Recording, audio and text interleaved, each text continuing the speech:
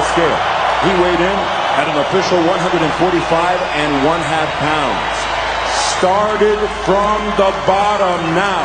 He enters the ring, an undefeated 3-division pound-for-pound king with 33 victories, 24 of those victories coming by way of KO. The former lightweight, former undisputed super lightweight, and tonight, making the first defense of his WBO welterweight championship of the world. Born, bred, and repping Omaha, Nebraska, Terence Crawford. His professional record, 39 victories, including 29 knockouts with 1 draw. From Guadalajara, Jalisco, Mexico, the reigning, defending, undefeated WBC Super Welterweight Champion of the World, Saul Canelo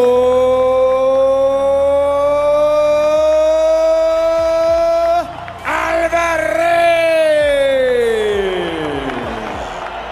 Canelo Alvarez has not faced as educated. Trying to come with a left uppercut. Good uppercut by Alvarez again. Try to hurt him here. Another big right hand by Canelo. The right hand lead against the lefty. Right.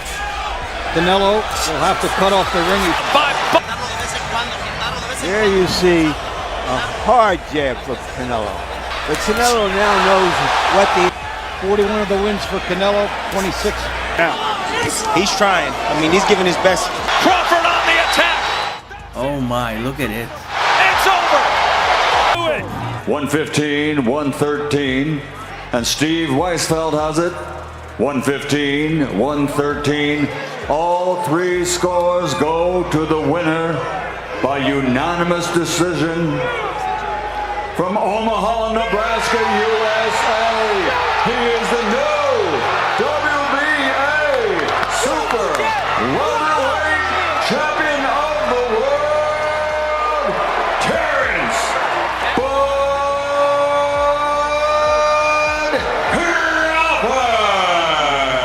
Crawford. History. Crawford's boxing journey just took a shocking twist. After the wild and controversial draw between Gerona Davis and Lamont Roach, the boxing world was buzzing, but not just about that fight. The real excitement? A potential mega showdown, Terence Crawford vs Canelo Alvarez. As hype for this dream matchup reached a fever pitch, rumors started flying, whispers of a date, a location, and a fight that could define this generation.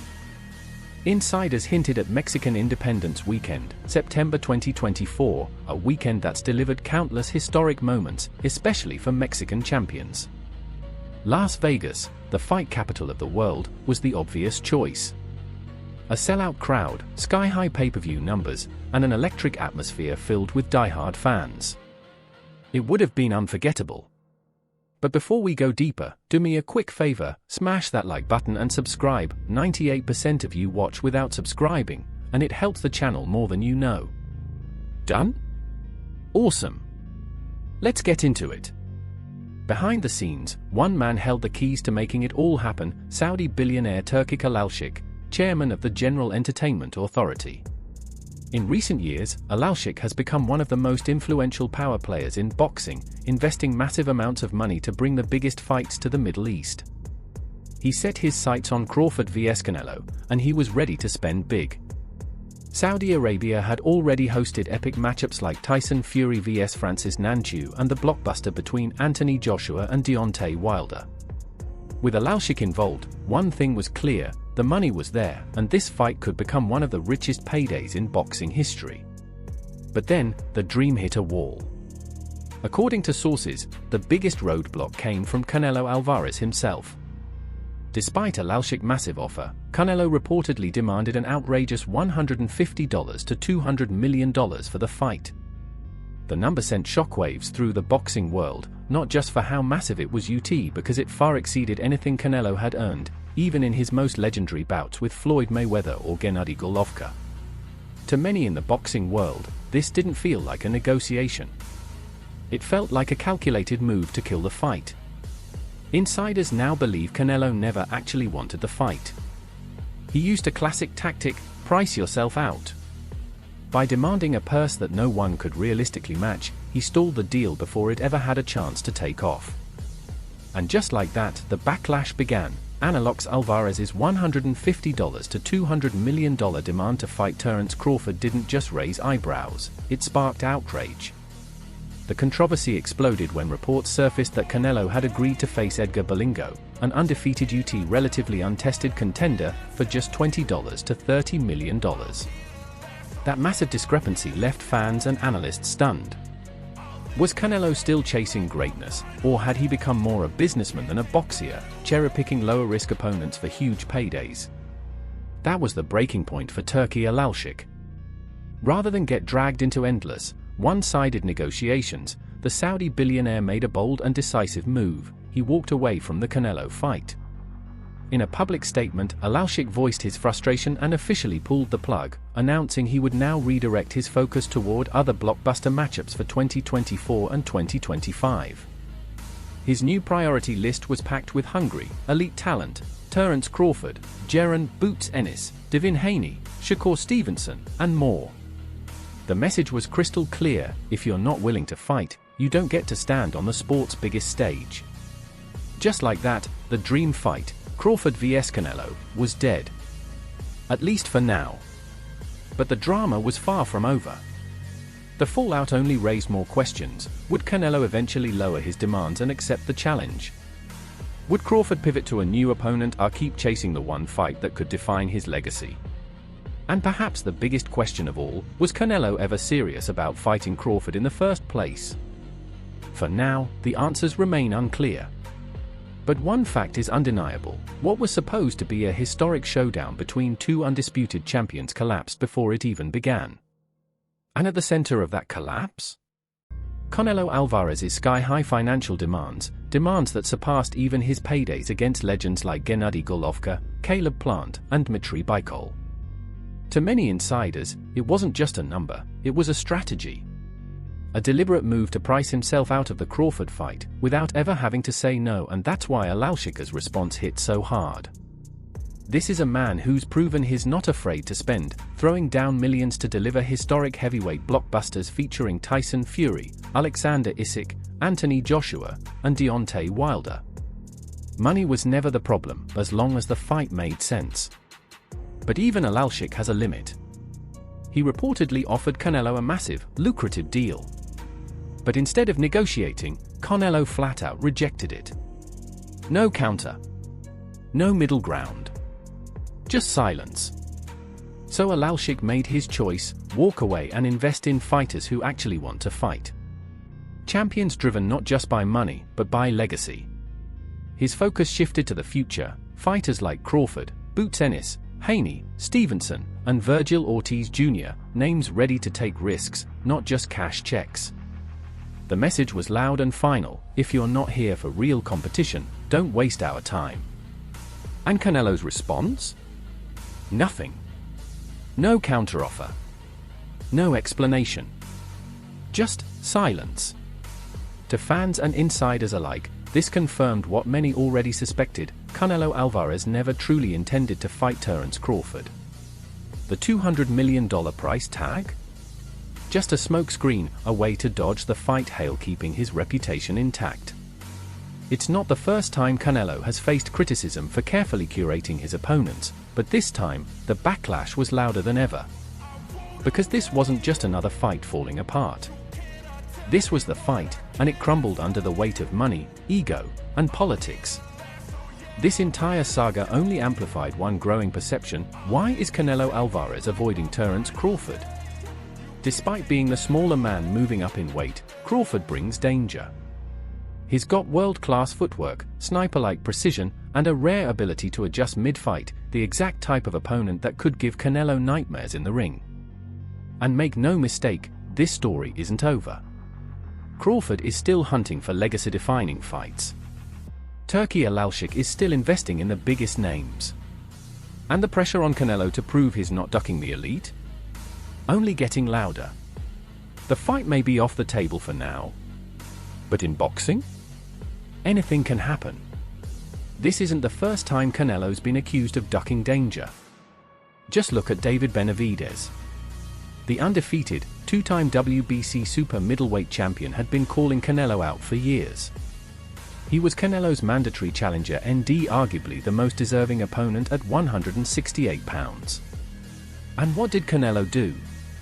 The same move he made with Crawford. He demanded $150 to $200 million, an inflated price tag that effectively killed the fight before it could begin. With no real progress in talks, Benavidez moved up to 175 pounds, leaving the super middleweight division and the Canelo dream behind. Threat eliminated. Now fans are watching the same playbook unfold, this time with Terence Crawford. By throwing out an outrageous demand, Canelo all but guaranteed the fight would never happen. Another elite challenge, dodged. Another defense of his undisputed crown, avoided. What made it even more suspicious? Canelo was willing to fight Edgar Berlanga, a popular but unproven name, for just $20 to $30 million. No disrespect to Berlanga, he's undefeated, he's got power, and then he brings excitement, but he's not even in the same galaxy as Crawford in terms of skill, experience, or accomplishments. So why the price gap? Was it really about money? Or was it about risk? Canelo's critics think the answer is obvious. They say he's entered what they call the parade retirement phase, where fighters stay active only take low-risk, high-reward matchups to protect their brand and their legacy. They point to his 2022 loss to Dmitry Bivol as the turning point. Since that defeat, Canelo hasn't chased a rematch, despite Bivol offering to drop down to 168 to make it happen. Instead of redemption, Canelo's been chasing checks, carefully choosing opponents who won't jeopardize his reign or his marketability. And that leads us to the ultimate question: is Canelo Alvarez still chasing greatness, or just preserving the brand? Because from where fans are sitting, it doesn't look like he's trying to prove he's the best. It looks like he's trying to control the narrative. With the Crawford fight officially dead, all eyes now turn to what's next. Will Canelo keep stacking wins against lesser threats, keeping his belt safe and his reputation intact, while critics pile on? Will Terence Crawford pivot to more realistic opponents at 154 or 160, maybe even chasing a second undisputed title in another division? And the biggest question of all, will the boxing world ever get the dream fights it truly deserves? For now, Crawford versus Canelo is dead in the water. And Canelo's legacy? Under more scrutiny than ever. But here's the one thing nobody can deny: Canelo's hesitation spoke volumes. It revealed one undeniable truth: he sees Terence Crawford as a real, legitimate threat. Even respected voices like Teddy Atlas couldn't ignore it. The no-nonsense trainer and boxing analyst broke it down with brutal honesty: Crawford's technical brilliance is unmatched. His IQ, footwork, and adaptability, all elite. But Atlas also raised the one big question: could Crawford handle the power of a naturally bigger man like Canelo? Still, Atlas made one thing clear: if Canelo truly believed Crawford had no shot, he'd have signed the contract without blinking and cashed the check. So what happened when Canelo Alvarez was offered a fight with Terence Crawford? He didn't take the easy payday. Instead, he demanded $150 to $200 million, a move that veteran trainer Teddy Atlas didn't hesitate to call out: you don't ask for that kind of money unless you're looking for an excuse not to fight. Atlas called it what it was: a way out. And he wasn't alone. Former champion Andre Ward echoed the same view. Ward pointed out how Floyd Mayweather and Dmitry Bivol had already exposed weaknesses in Canelo's game, especially his flat-footed, counter-heavy style. And he believed Crawford had the IQ and adaptability to do the same. Ward dismissed the idea that size alone decides fights. Boxing is a thinking man's sport, he said. I've seen Crawford dismantle guys who thought they were bigger, stronger, tougher. I wouldn't bet against him, no matter the weight. So, what's the final verdict? This fight probably never happens. And it's not because Crawford didn't want it. It's because Canelo Alvarez, the undisputed king at 168 priced it out of reality. And in doing so, he made one thing crystal clear: he didn't want the risk. Some believe Canelo's size would have eventually broken Crawford down. Others argue Crawford's elite skills would have neutralized the weight difference. But guess what? It doesn't matter. Because this fight? It was never truly on the table. Now, all eyes are on what's next. Will Canelo finally step up and take a real challenge? Or will he keep cruising through low-risk, high-reward matchups? And what about Terence Crawford? Will he find another legacy-defining bout, one that doesn't require chasing the elusive Mexican superstar? One thing is certain: this fight may be dead. But the debate about what could have been will live on. The fallout from the Canelo vs. Crawford collapse has split the boxing world right down the middle. Die-hard fans, veteran analysts, social media warriors. Everyone has an opinion. On one side, those who believe Canelo intentionally avoided a dangerous opponent. That the $150 to $200 million demand wasn't a fair ask. It was a kill switch. A way to end the conversation before it began. And the evidence? His repeated sidestepping of David Benavidez. No interest in a Bivol rematch, even after Bivol offered to cut down to 168. And of course, his sudden willingness to fight Edgar Berlanga for a fraction of the money. So if it's not about the payday, what's it really about? Right now, the once hyped showdown between two undisputed champions, Canelo Alvarez and Terence Crawford, is dead. No iconic clash. No pound-for-pound battle. No moment that defines a generation. What could have been the fight of the decade? Just another what if in the pages of boxing history. But don't think for a second that the controversy is over. Because the only question that still matters is this: will Canelo ever take another high-risk fight? Or has he entered the final phase of his career, where legacy protection matters more than legacy building? Either way, boxing fans won't forget this. Not today. Not next year. Not ever. FIR all right, fight fans, stay ahead of the game.